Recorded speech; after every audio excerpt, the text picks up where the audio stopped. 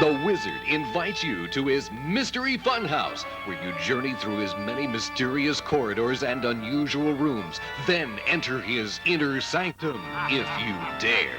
He's conjuring up loads of fun for the entire family, and for a short time, he's opening his doors for only 99 cents, with 99-cent season passes, food specials, and mini golf. Then enjoy the all-new laser game, Starbase Omega. So hurry down, the Wizard awaits you.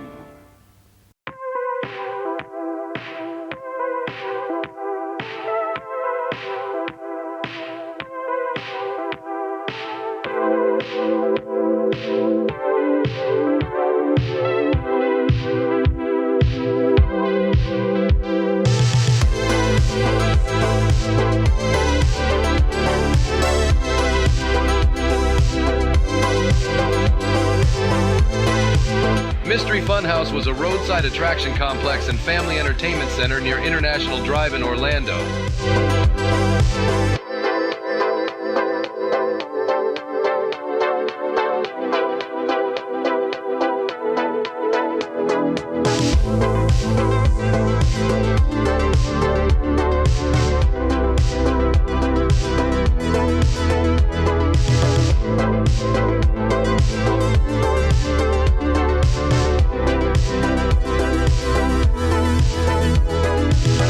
It was built and opened in 1976 and featured a walk-through funhouse, party room, arcade, miniature golf, laser tag, and other attractions.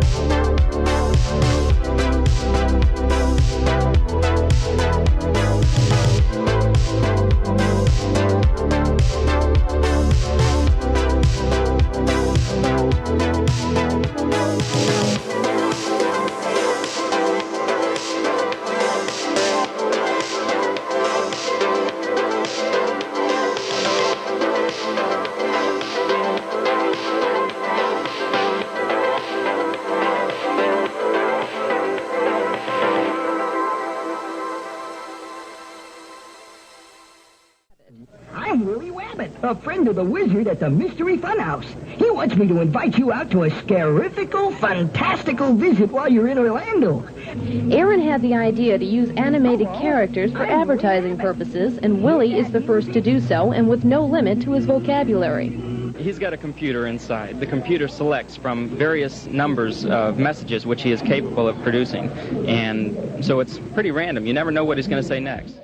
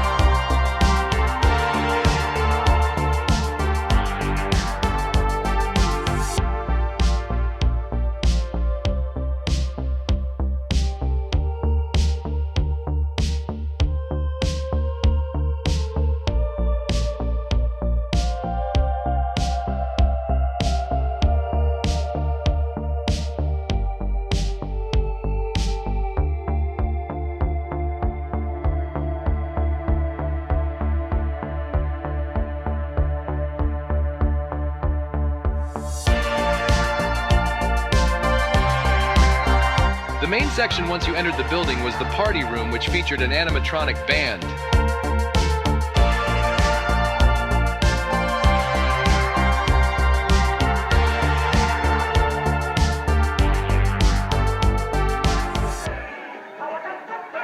The party room was featured in the 1989 film Parenthood, starring Steve Martin and Mary Steenburgen. Heather wants to go.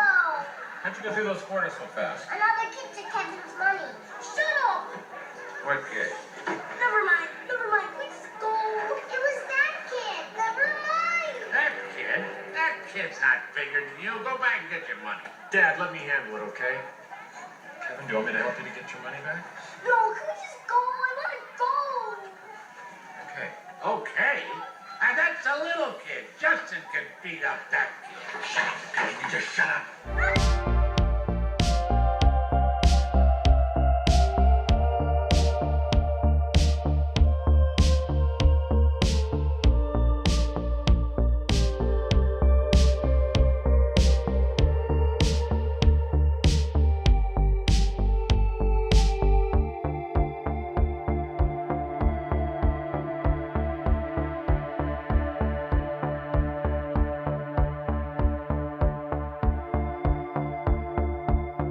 The Tivoli Gardens section featured a restaurant and several shops, including a gift shop, magic shop, and old-time photos booth.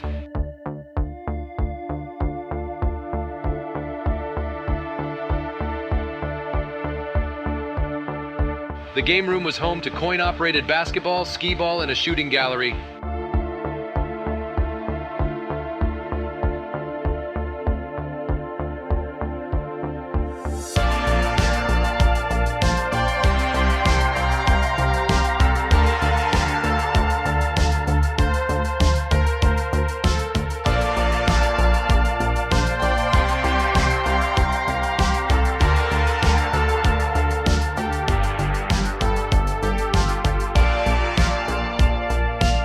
Next to the mini golf course was a large arcade featuring the latest games of the 80s and 90s.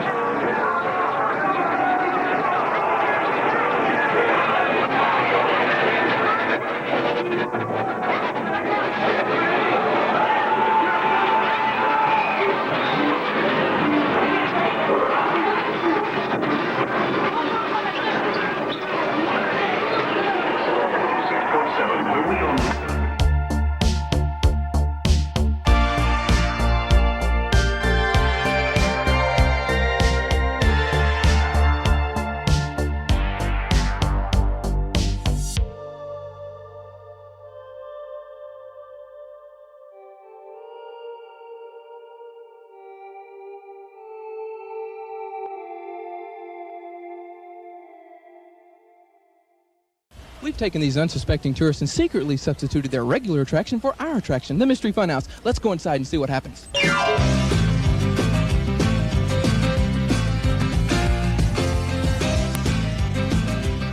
Seemed to be having a great time. Was it everything you thought it would be? Even better, but we didn't see the little mouse. Well, what would you say if I told you this was not your regular attraction? No. Well, it's not. It's the Mystery Funhouse. Now, what do you think? It's great. We've got to tell all our friends about it. There you have it. For the most fun, the least money, the Mystery Funhouse.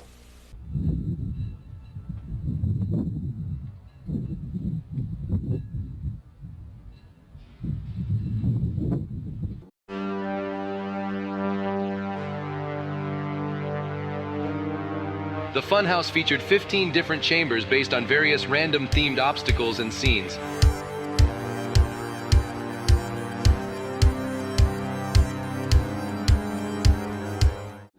Good times, Mystery Funhouse.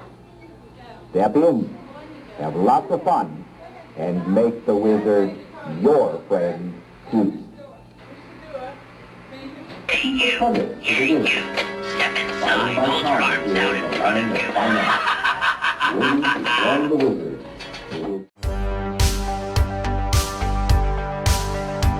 The pre-show room featured animatronics and a live actor who instructed the guests on the rules and safety information.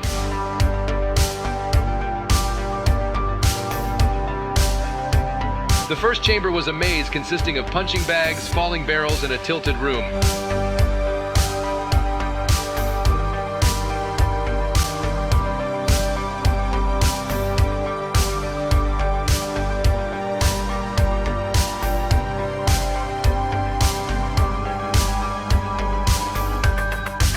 Next was the Forbidden Temple with swinging bridges, mummies, and a giant animatronic dragon.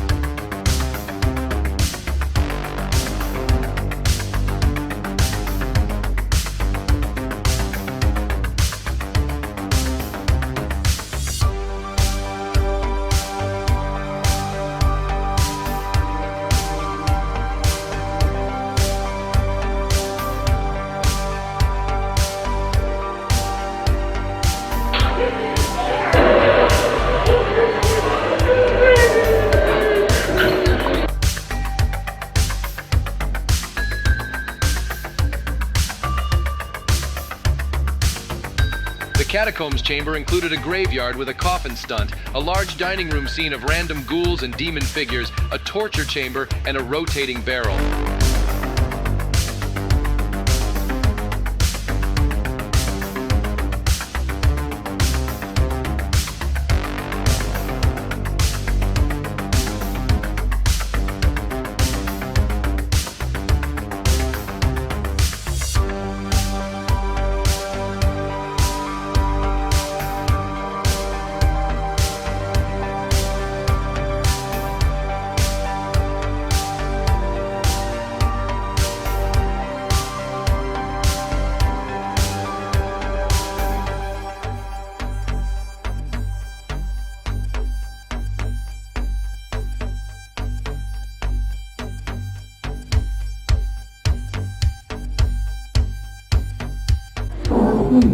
My earlier days in the great King Arthur's court.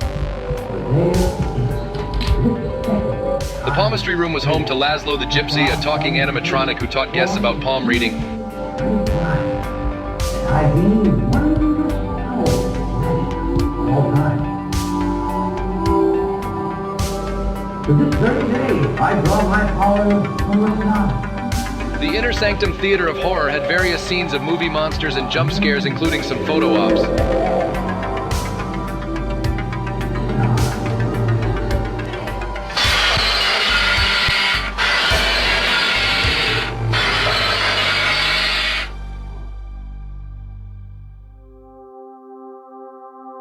Next was the Mirror Maze, followed by a sideshow exhibit with wax figures of famous sideshow performers.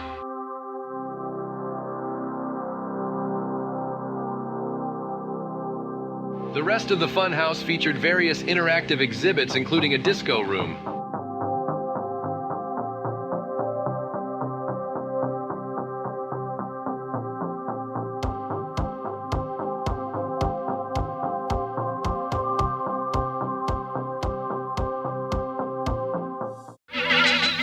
Warrior, your job now is to suit up.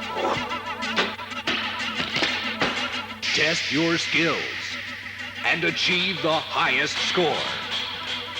Accept the challenge at Starbase Omega, played only at the Mystery Funhouse. Special season passes are on sale now. Starbase Omega, the ultimate laser game.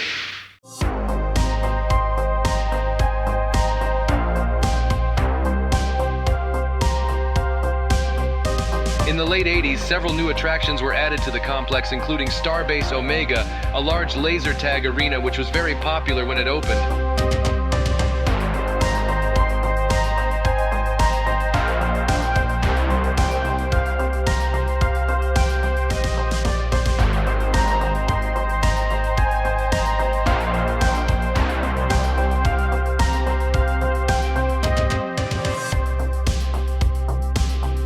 The Adventure Dome Thrill Theater was a simulator ride with a 360-degree screen.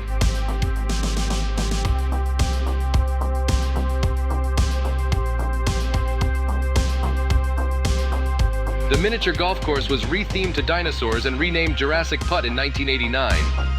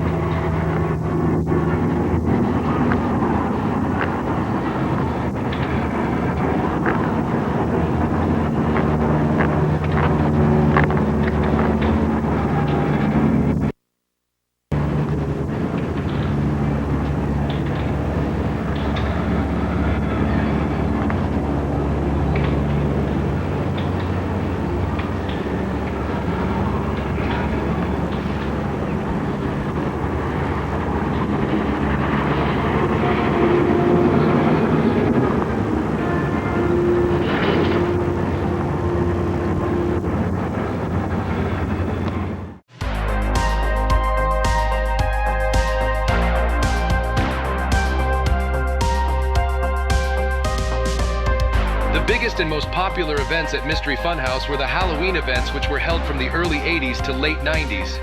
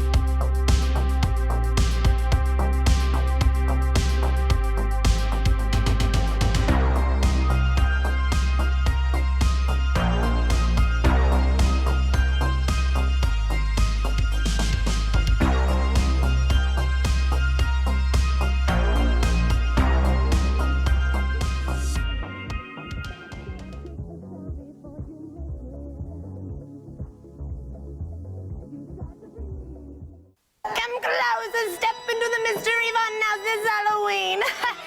6 p.m. to 10 p.m. explore the Mystery Funhouse and mini golf for $5. Kids win our costume contest and Mom and Dad win a trip to Miami Beach. Watch magic shows with internationally known magician Rebecca Yin. Trick or treating, we have that too. Then drink from our witch's brew.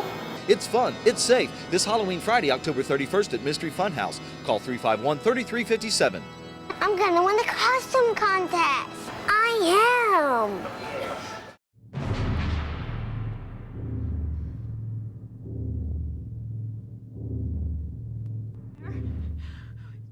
Break free of the bonds that hold you. Break free of the hell that you are living. I command you, break free now! Now! Now!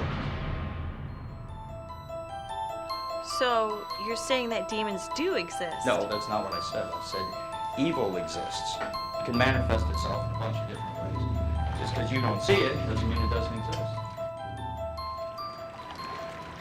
All right, guys. So listen. In 1982, which is exactly 20 years from this weekend, is the anniversary of when Donnie, that psycho killer who escaped from the asylum, was killed by the cops in the Mystery Funhouse. You guys don't remember this? Wait.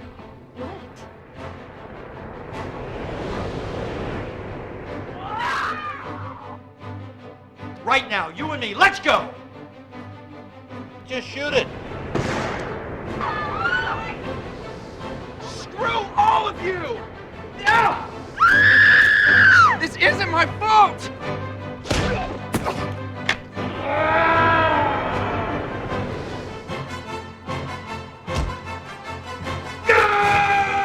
What in God's name is that? That has nothing to do with God!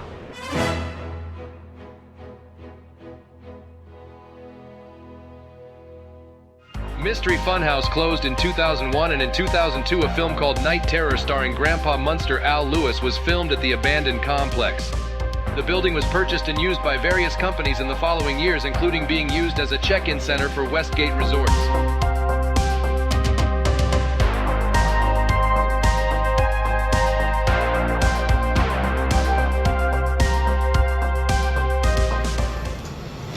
In October of 2022, the building was demolished to make way for a condo complex.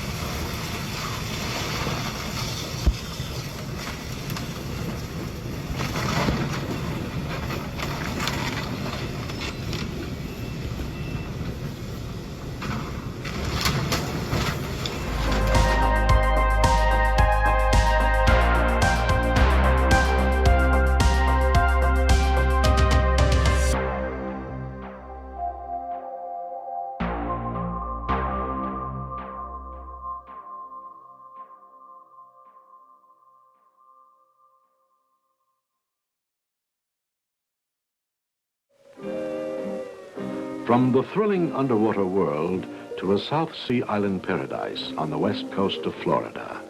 Beautiful and exotic Tiki Gardens. Every feature of Polynesian life is carried over at this attraction. You are treated at every turn to beautiful, colorful gardens, winding jungle trails, wayside pools, and hundreds of birds in the parakeet bell tower.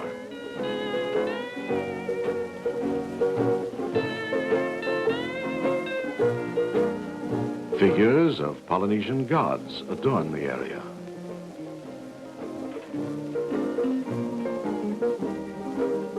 And all are invited to see the temple of Kon-Tiki and Oro, the two-faced god.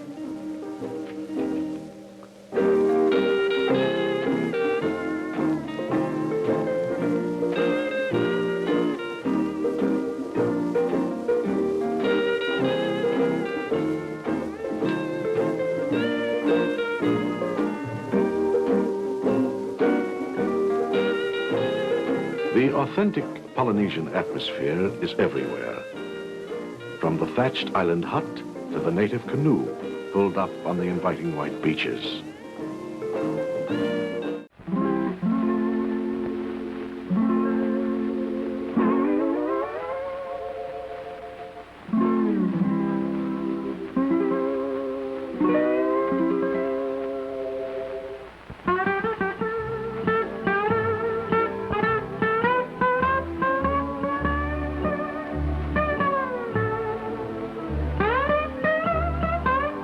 Tiki Gardens was a Polynesian-themed roadside attraction in Indian Shores.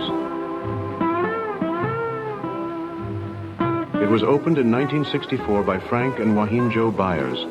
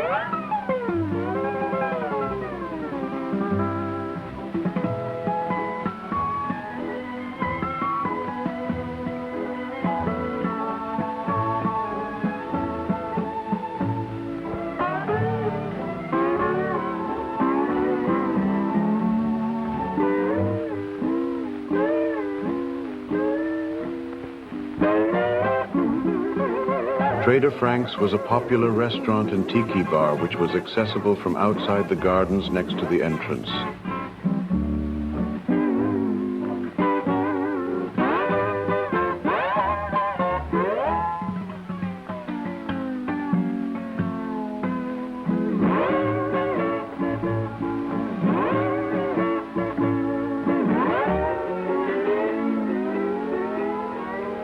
The park closed in the 1980s and was sold to a developer who planned to build a hotel on the property. Pinellas County bought the property from the developer and opened it as public beach access, which it remains today.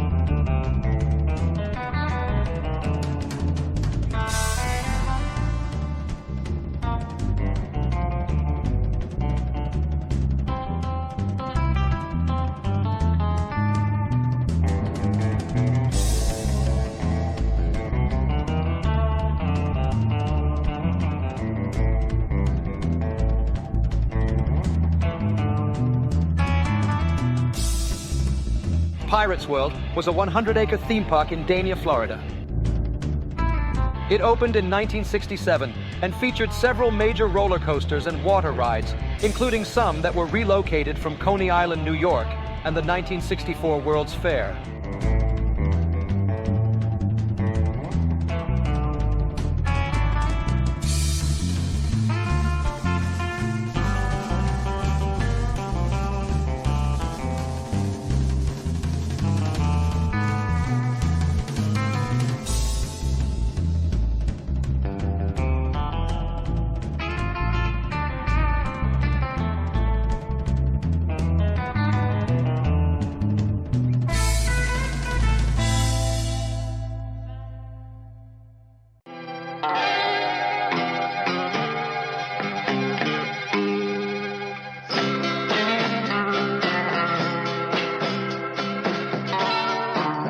This was Mother's Day, 1972.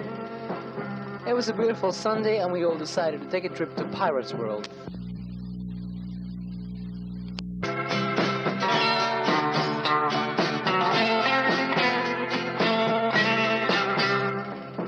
I could speak for everyone in our family except my mother and say that it was really worthwhile. We really enjoyed ourselves.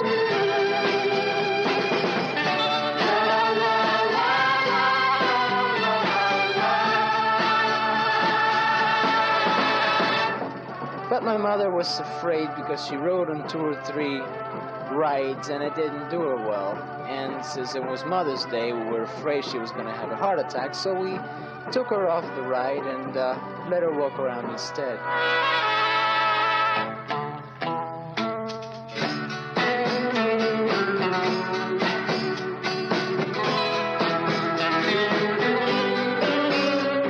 This was the big pirate ship that took us all around Little Lake there to take a little better view at the things that were hidden.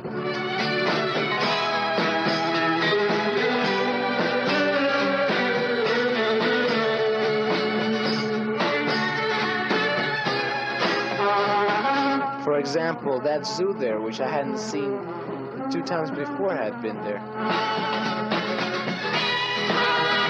And this was... that didn't come out very well, but you can tell it's a skeleton there. And this girl, this is the house that's completely not out of proportion, but out of gravity. You really feel like you're falling down. This is probably one of the best rides in the place. It doesn't seem like it, but those things go pretty fast. And I'm sorry the film's a little out of focus there. My father was shooting.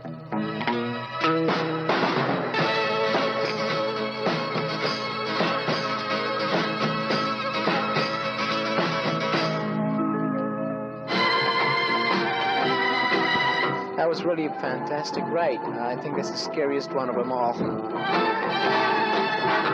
And this, if that was the scariest, this is probably the silliest one of them all. The kids think they're actually driving the car, and they're really not. And it's dumb. Look at my sister.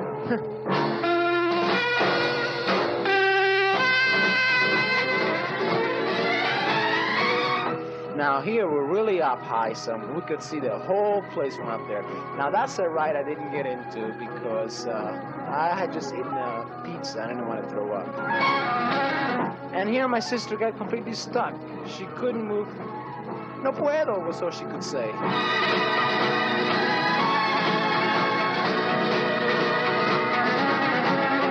And last, we took a look at the animals at the zoo. The Sky Ride traveled all the way from one side of the park to the other.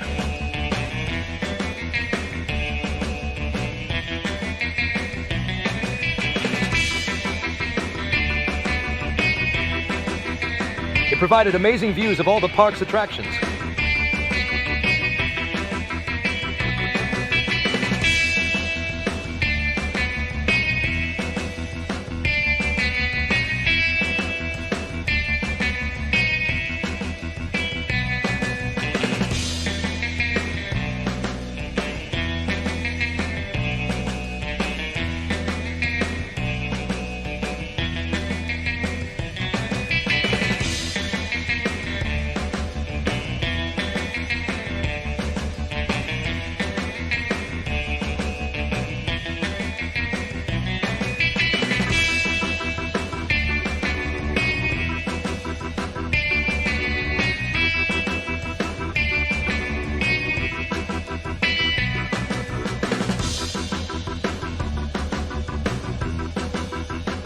pirate ship ride was piloted by park personnel and cruised along the lake in the middle of the park.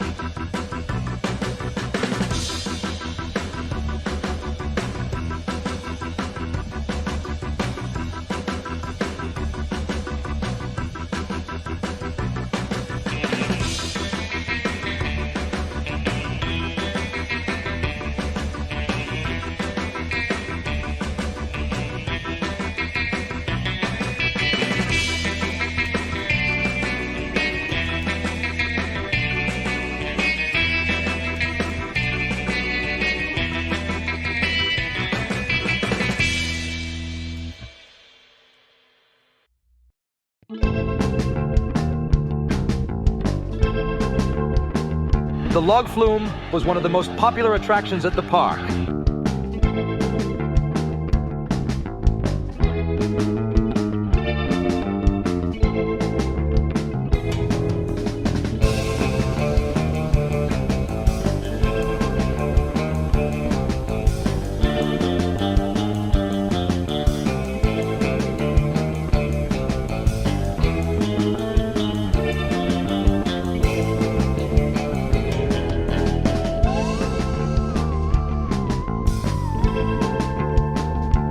Another major attraction was the safari boat ride, which went past scenes of animatronic animals and pirates.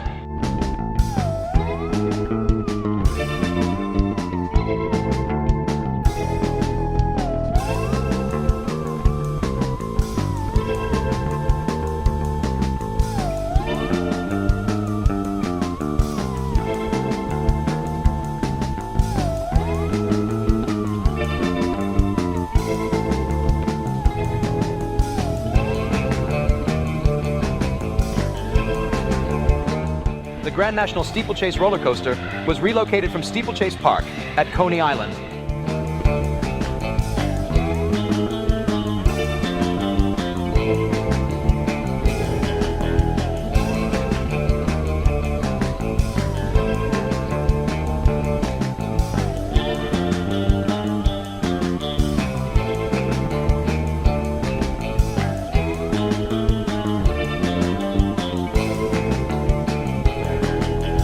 The park also had a steel wild mouse coaster.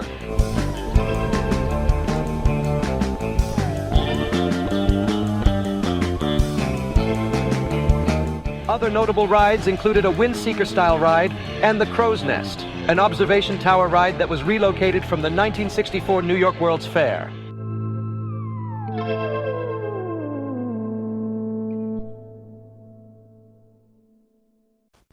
Tell me about Musical Mutiny. Why, honey, Musical Mutiny is the greatest groove in musical history. A flick where everybody does their thing, and I mean everybody. The Iron Butterfly, with such hits as In-A-Gadda-Da-Vida. The Sacco New Society Band, Up, Up, and Away Out. The Fantasy, the group from sunny Miami. And the Grit, all jamming together for a rock festival that is out of sight. Musical Mutiny is turned on, so don't you be left out of the in thing. The kids are coming from miles around, and by any way they can. The word is Musical Mutiny, so take over the streets, the parks, the theaters, but don't miss it. The hottest talent in America, all together in one action-packed motion picture.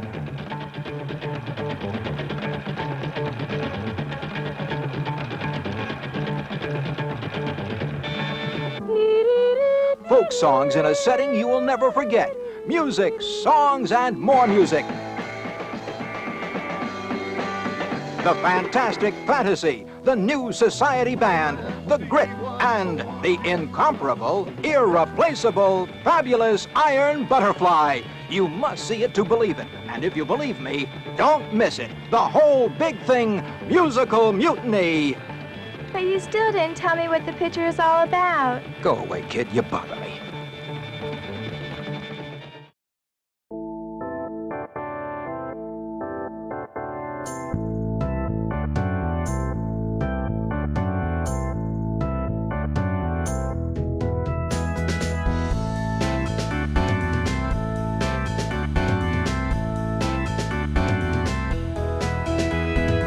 Pirates World served as a notable concert venue, hosting some of the biggest bands and artists of the time.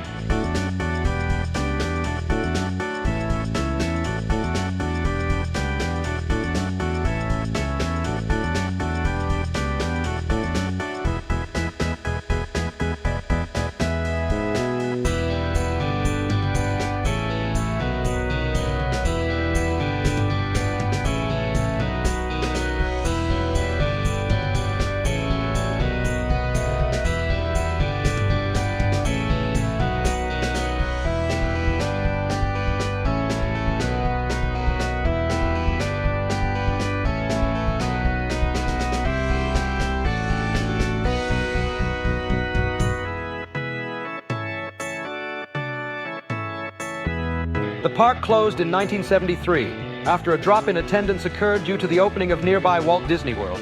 Eventually, the property was sold and zoned for residential condos.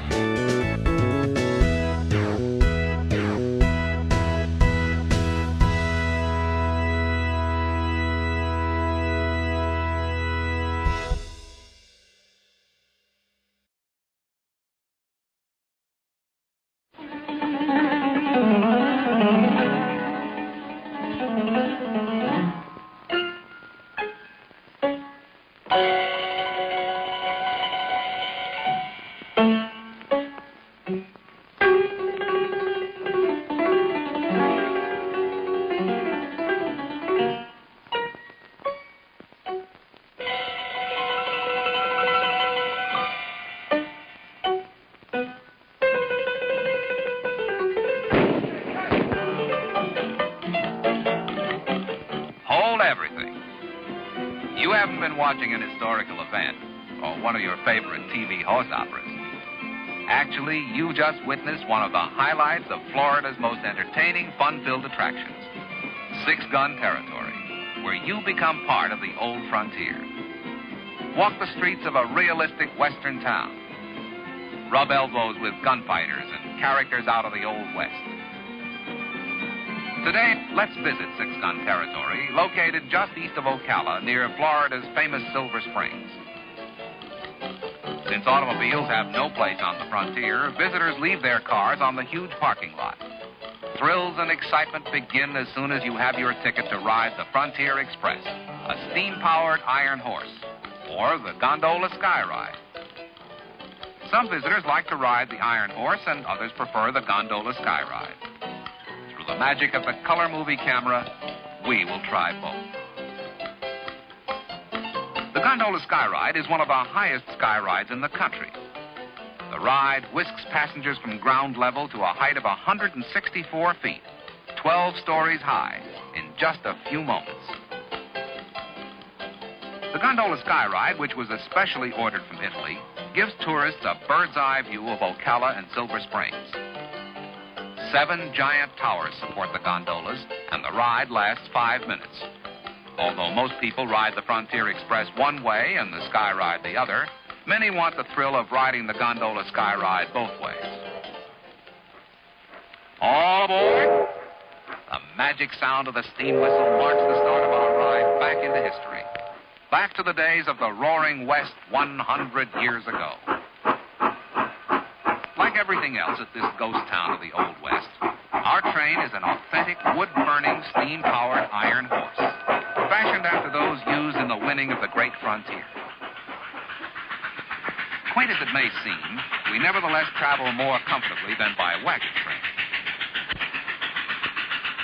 Of course, our forefathers didn't have time or facilities with which to record their adventures on film as you do.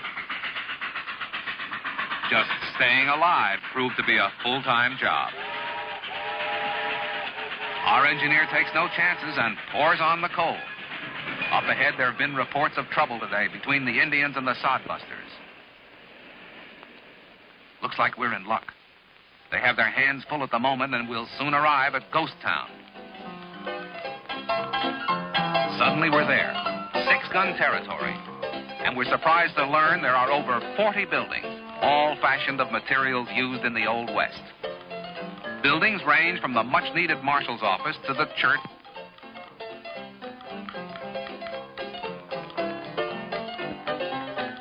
and Little Red Schoolhouse.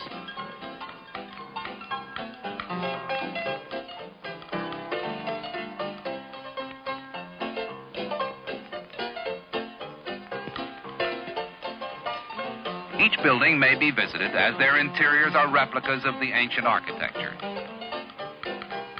The full-size courthouse contains the mayor's office, the six-gun territory executive offices, and modern restrooms. But our first stop is the Palace Saloon, the society center of the territory, for those in high or low society.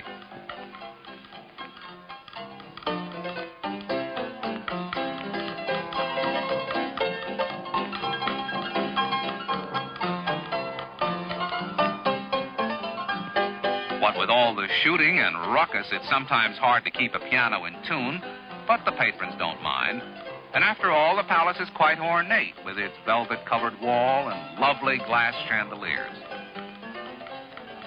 Not to mention other lovelies who perform throughout the day. These girls really get a kick out of their work. And so do the onlookers as they sip their drinks. Ouch, looks like trouble brewing for this hombre when he gets home.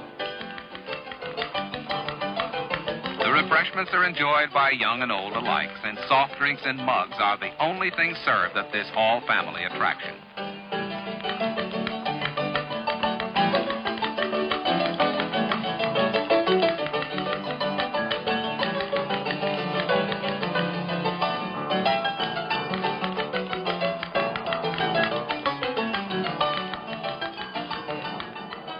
Meanwhile, in another part of Six Gun, two trail-hardened desperados have sneaked into the backside of town. They're bent on getting rid of the marshal. Our marshal is a reformed bad man himself, and he knows how to handle such situations. He's the famous Sundance Kid, about to begin another day at Six Gun. He had given these two a choice of leaving town or being run out for good. Having been one of them in the past, the marshal suspects what he must do. But this is one task the marshal doesn't welcome, because the men he's about to face belong to the gang of El Diablo, his former saddlemate. Both of these young men have had to throw away several guns because there wasn't enough room left on the handles for more notches.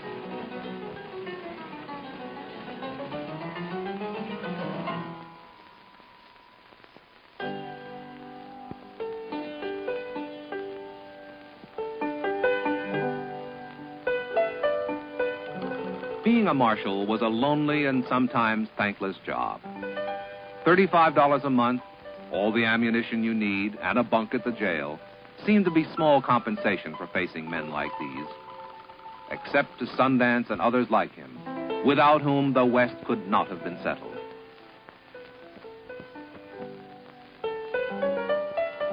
Uh-oh, looks as though the marshal's warning meant nothing to these outlaws. Thank heavens he won't be alone today. That handsomely dressed gentleman joining the marshal is none other than Bat Masterson, whose reputation is known throughout the territory.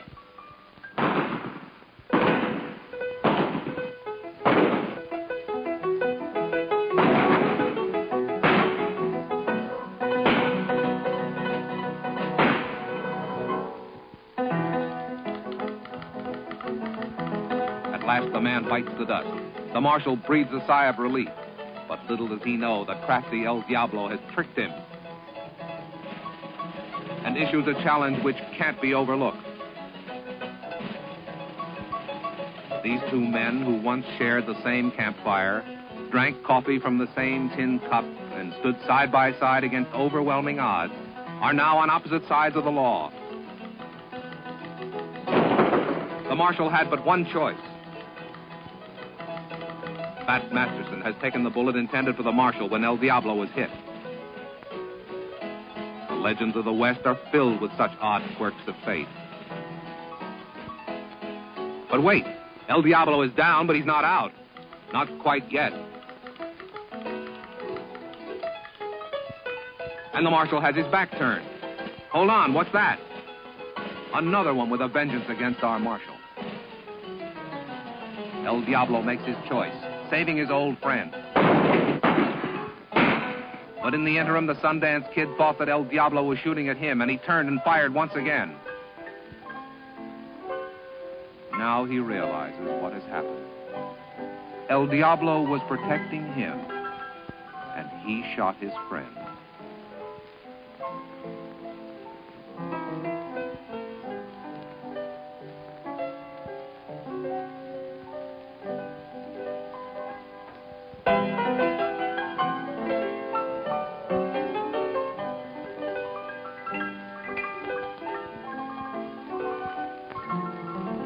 So long, compadre. Of course, as soon as the streets are cleared, we continue our fun-filled day at Six Gun Territory. A territory this remote in the 1880s most always had an outpost of federal soldiers nearby. And of course, there were Indians, too. Here at Six Gun, their rhythmic dancing adds color to our day.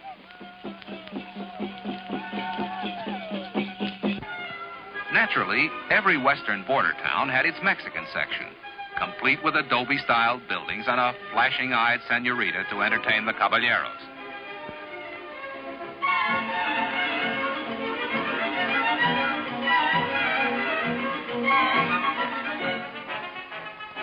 For many years, the only source of news came from passing strangers riding through. Then, as a town grew, someone would always open a newspaper office. But a town knew it had really arrived when it acquired a bank of its own, such as the one here at Six Gun.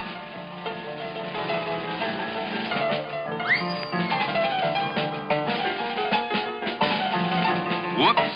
They're at it again, folks. Never fear. The marshal always arrives in the nick of time to put a halt to such goings-on. This sort of thing goes on all day.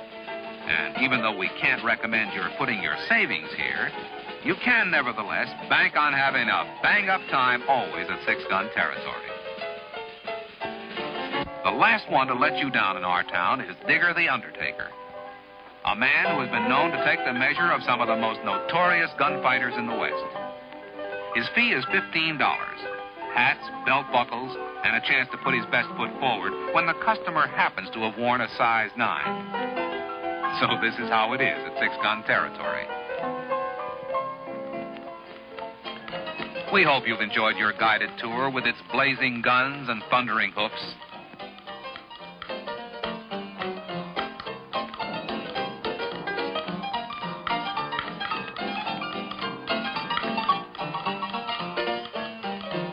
Howling Indians and dusty burros.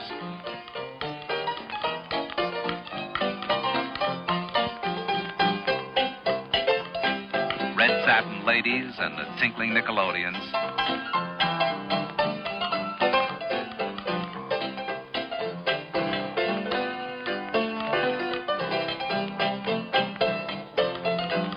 Conestoga wagons and stagecoaches.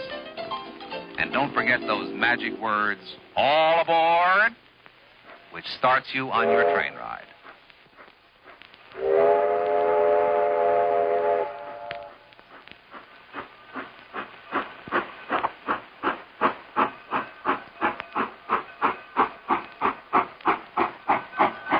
Or on the gondola sky ride through history.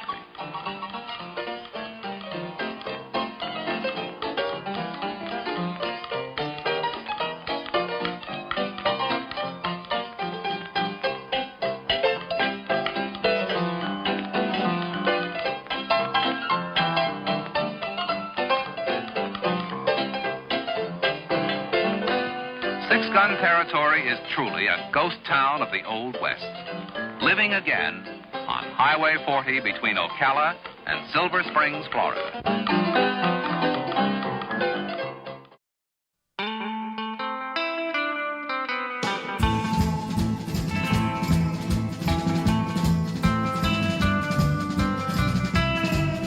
Six Gun Territory was a Western theme park in Ocala near Silver Springs.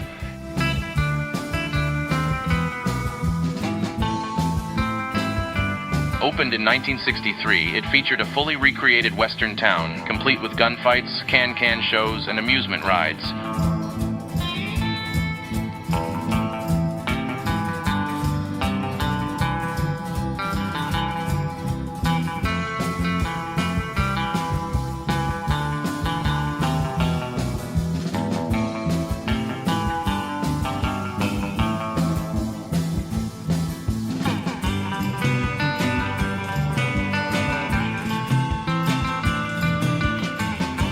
guests parked at the train station, which took them to the park.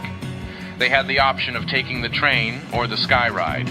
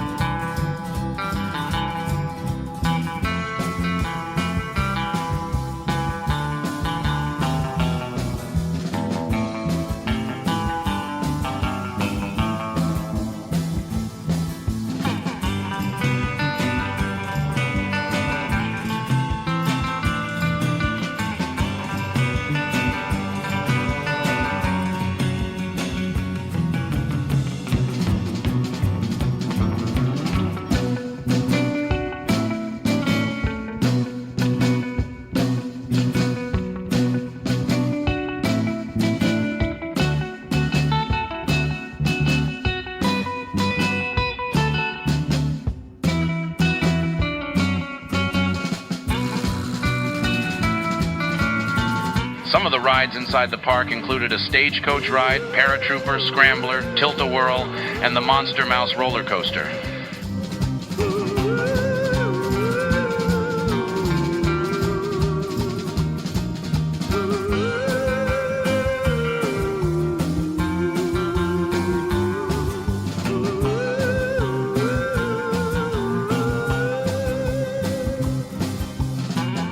The park sadly closed in 1984 after a decline in attendance.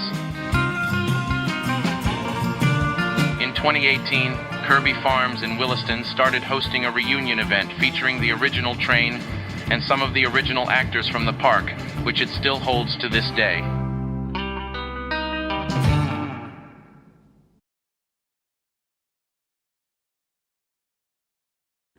Circus World is really a lot of fun. We came to Circus World this morning early, planned to spend half a day. We're going to spend all day here. They have elephants and jugglers and high wire acts. Come here and spend the whole day because there's plenty to do. You need to get here early and just live with it. It's great. It's well worth the time and the money, I think, for the kids and the family. Circus World, a whole day of family fun. Where else can you hug an elephant?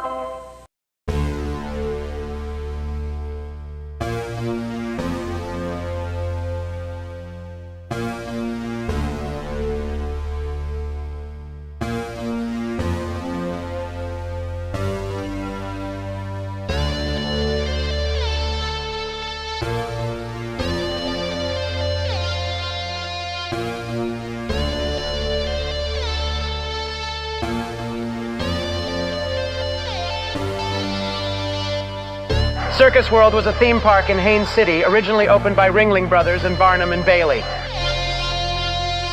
It opened in 1974 and featured many rides and attractions, as well as a full circus show under a big top tent building.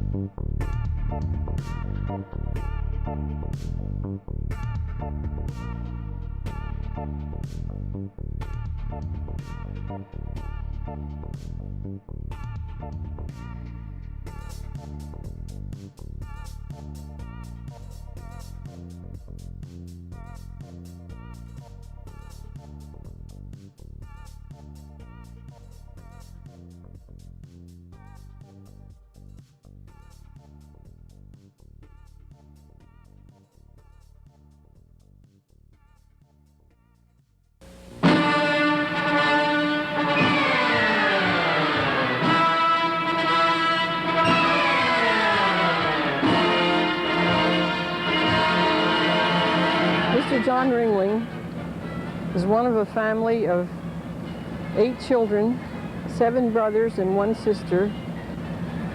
They decided to have their own circus. They tried it out when they were children, and by the time John was 16, they had their own circus. The Ringlings, having made their show very successful, wanted to expand, so they bought the Barnum and Bailey Circus, and eventually, after a number of years, the circus became the greatest show on earth, the largest circus in the United States, and one of the largest circuses in the world. Children of all ages, Ringling Brothers and Barnum and Bailey Circus presents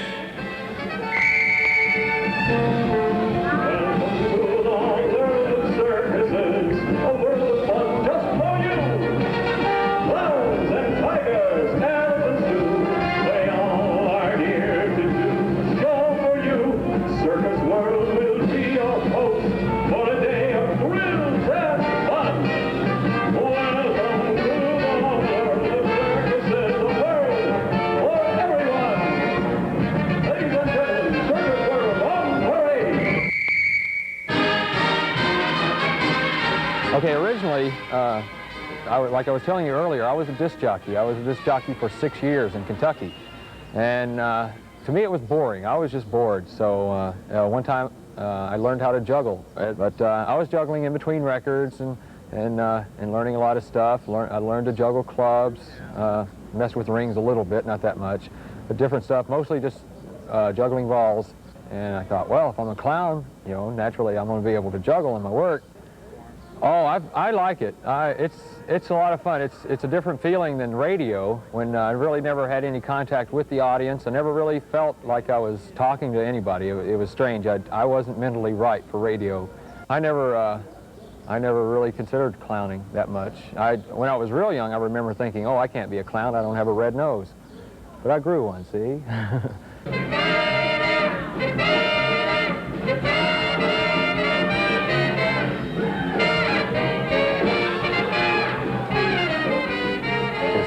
They're always thrilled by the trapeze or by the tigers. This is stuff you don't find every day. Circus World proudly presents 11 Royal Bengal Tigers, expertly trained by the amazing Eddie Schmidt.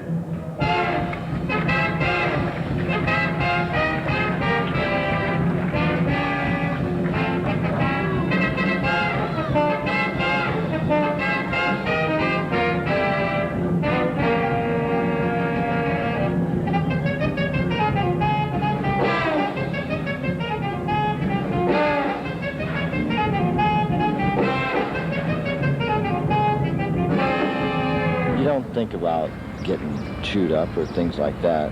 You can't, because you'd just be a nervous wreck. I mean, you can't. It's just you just think about performing well and trying to make the cats perform well, and just going through the routine without any problems. You don't really think about it. You're aware of what can happen all the time, and you just respect it. You don't. I don't got a great fear of it. I just respect. I know what they can do and stuff, so I don't worry about it. Just think about the act and the way things are going, and if something doesn't go right and you have to do it again, and things like that. The amazing Eddie Schmidt.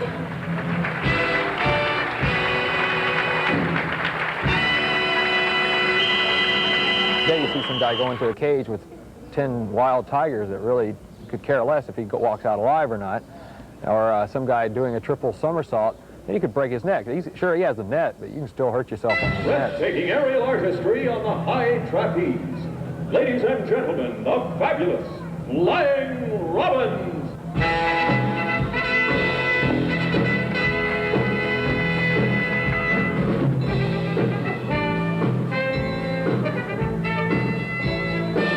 Well, my mother and father, they had a trapeze act, and they were called the Flying Robins. They worked on the independent circuit around the United States on circuses. They worked for a few years with Ringling Brothers Barnum and Bailey Circus, and they dropped out of the circus business when they had so many children that they decided that we really weren't getting a good education. So it was time to go to school, and they dropped out of the circus and became what are called towners, town people, and lived in Sarasota, and that's where we all went to school. Watch now as Tom Robbins takes us beyond the impossible. He will attempt one of the most difficult and dangerous feats ever performed on the trapeze. 3 high-speed revolutions through the hands of his catcher, Bill Whitmire. the thrilling triple somersault.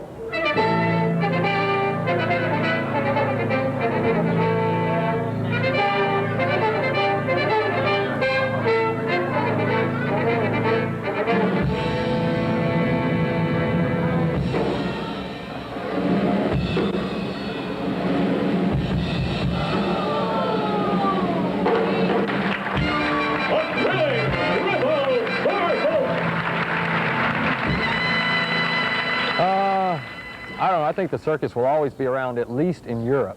You know, they're really into circus. American audiences have so much TV and radio and movies, you know, with $1 million budgets and stuff. Why should they go see a circus? Well, I think the circus, if it's going to continue with the future, I think it's going to have to make some changes and adapt to the times.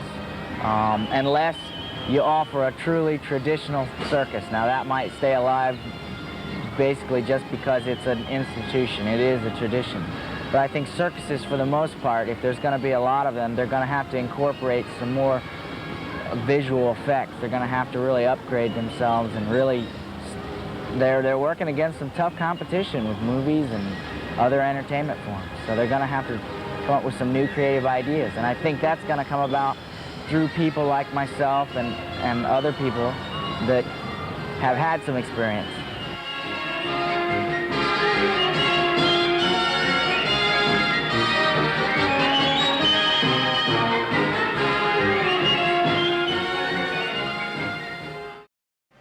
A lot of people have hobbies. Some people like to collect coins, others like to collect stamps, and some people like to watch birds.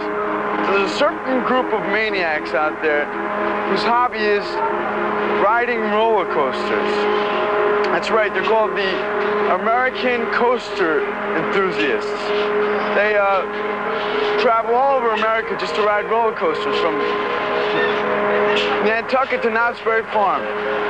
Now that's my idea of a hobby. There's a certain amusement park they do not want to miss, and that's called Barnum and Bailey Circus World down in Haines City, Florida. It's got not one, but 2 coasters. The all-steel Flying Daredevil, a vertical loop coaster, and the Roaring Tiger. Tiger has some pretty impressive statistics. It goes 60 miles per hour and has a 92-foot drop.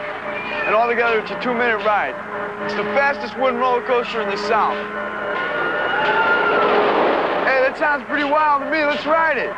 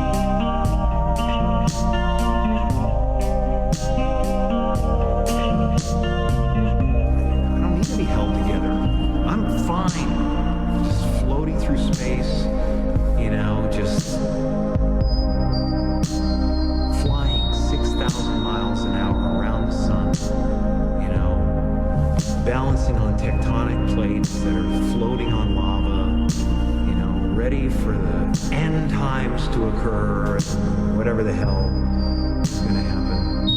I'm just great. That's all great. That's all great. Well, the circus has come to town and has left. One of Orlando's attractions is closing down after being a landmark for more than 10 years.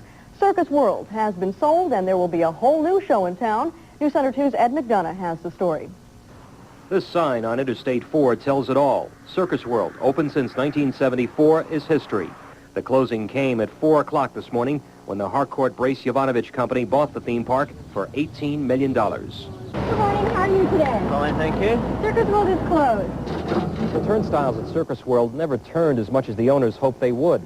Even though the park had a good location near the intersection of Interstate 4 and Highway 27 in Polk County, attendance was never up to par. As a result, the park had several owners over the years, including the Mattel Toy Company. The last owner was Jim Monahan. HBJ will spend $7 million renovating the park. It'll reopen in December as an attraction called Boardwalk and Baseball. The roller coaster and other rides will stay, but the circus theme and shows will go. We're going to create a completely new name and new thrust to this attraction, and one of the things we felt was appropriate would be to close it, take the time to do it right, and in effect let Circus World properly go away, and so that we can come back with something new and exciting. The 350 employees got the word when they showed up for work this morning. A few remained behind to clean up the park and close down the shops, but most left right away. Others threw a party for themselves at a nearby motel. It wasn't something that we really expected. We expected some kind of notice or something, so it was a disappointment. HBJ also owns SeaWorld and Cypress Gardens. Some of these people will get jobs at those attractions, but the rest will have to wait until December, when they'll trade in their circus costumes for baseball uniforms. Ed McDonough, News Center 2, Polk County. In baseball, you won't find video games or laser shows or anything high-tech. What you will find are traditional classic attractions, a wooden roller coaster, a log flume, baseball, and Wild West shows, family attractions that are as fun today as way back when. And that's what makes Boardwalk and Baseball unlike anywhere else. Instead of creating another amusement park, we've created another period in time. Boardwalk and Baseball, an American classic. Just because I feel this way, I want to go where they always say there's no such thing as too much fun. Too much fun, I want to slip and slide. Come on, honey, set your cares aside. We're gonna go and let the good times ride. There's no such thing as too much fun. Boardwalk and Baseball, because there's no such thing as too much fun. Woo!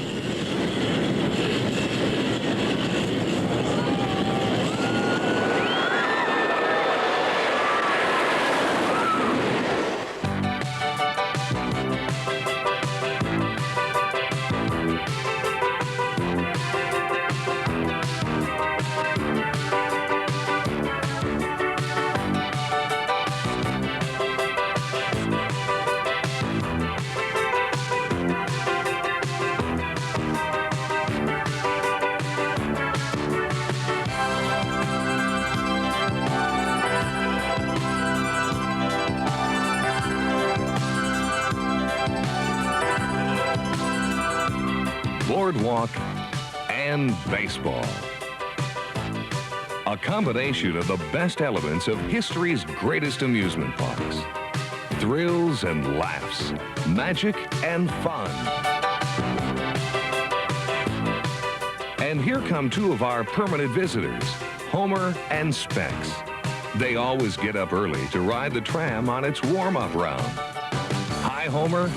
Hi, Specs. Heard you guys are crazy about the roller coaster. For those who love to ride, this is heaven.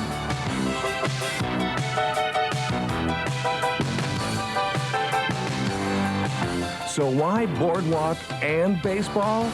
Well, the 135-acre attraction is spring home for the Kansas City Royals, and they'll tell you they love it. Best of all, the whole park is connected like none other.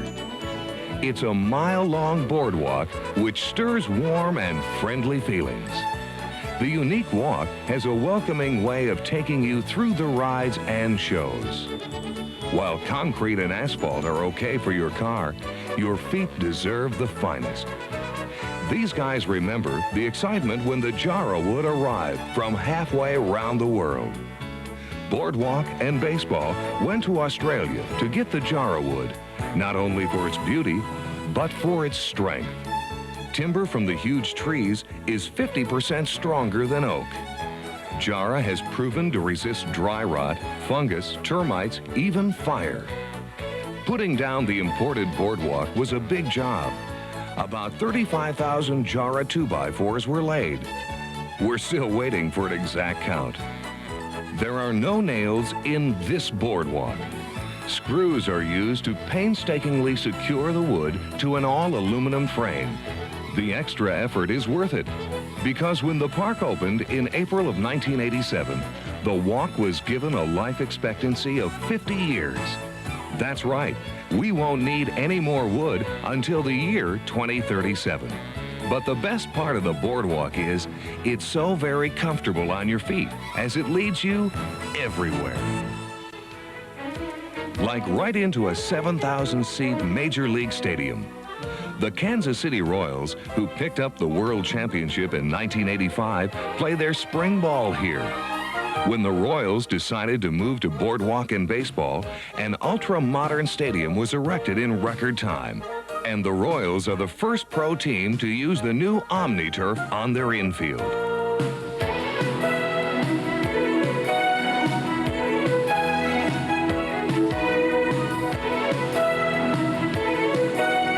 The stadium has become a place where America's favorite pastime is enjoyed in classic style by both spectators and participants all year round.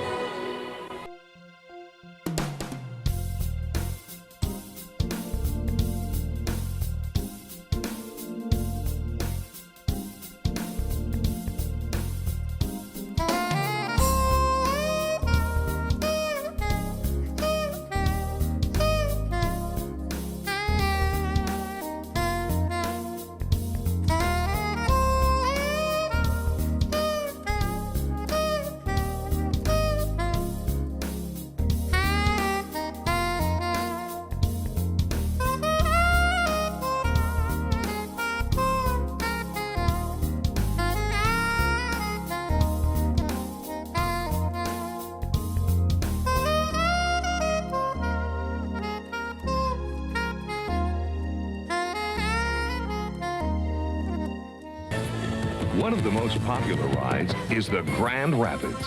It's one of the longest log flumes in the country and was designed especially for boardwalk and baseball. Homer and Specs couldn't wait for it to be built, so they took a picture every day.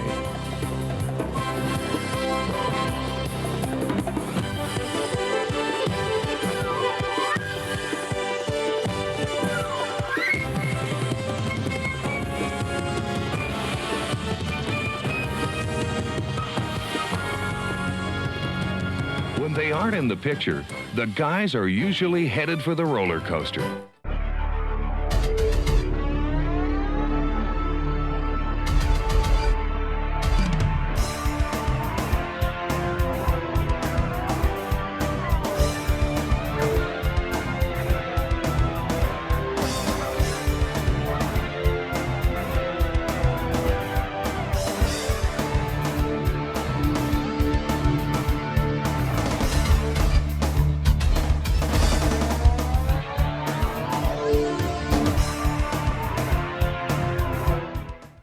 Early this century, roller coasters were popular all over America, growing bigger and faster. Over time, most disappeared, and only a few new roller coasters were built in the grand style of the classics. The Hurricane is one.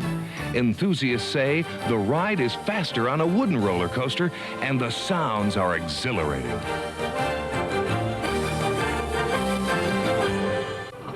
Once the train is hauled to the top of the 96-foot hill, no other power is needed to travel up and down for almost a mile. Speed on the first plunge, 65 miles an hour, and 3 times the normal force of gravity.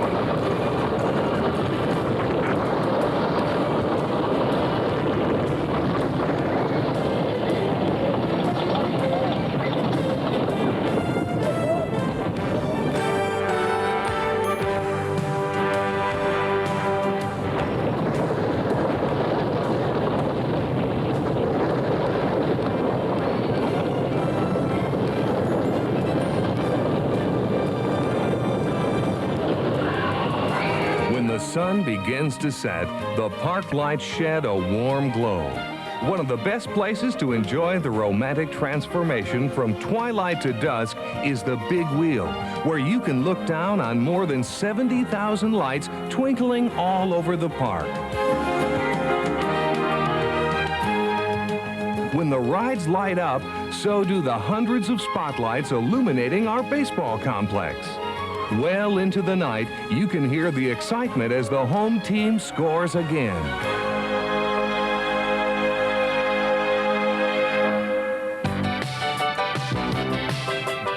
Boardwalk and baseball is thrills, laughs, and endless fun. It's today and yesterday, all in one great place.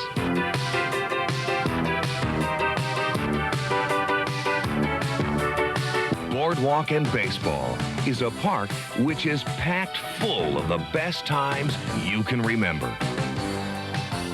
You meet some great new friends and create special new memories.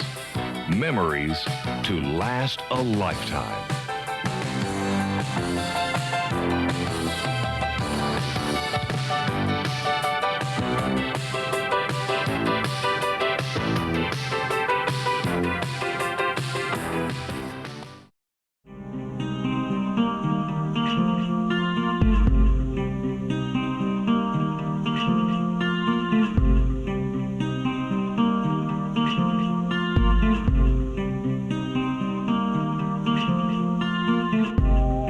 Boardwalk and Baseball opened in 1987 and closed in 1990 due to mounting debt.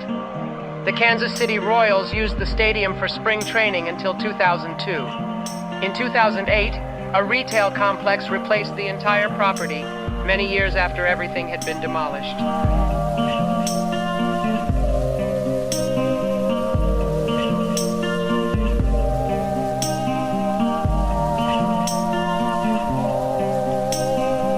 Circus World will forever be remembered as one of the most unique theme parks in the country and one of Florida's most cherished attractions from its tourism excess-laden past.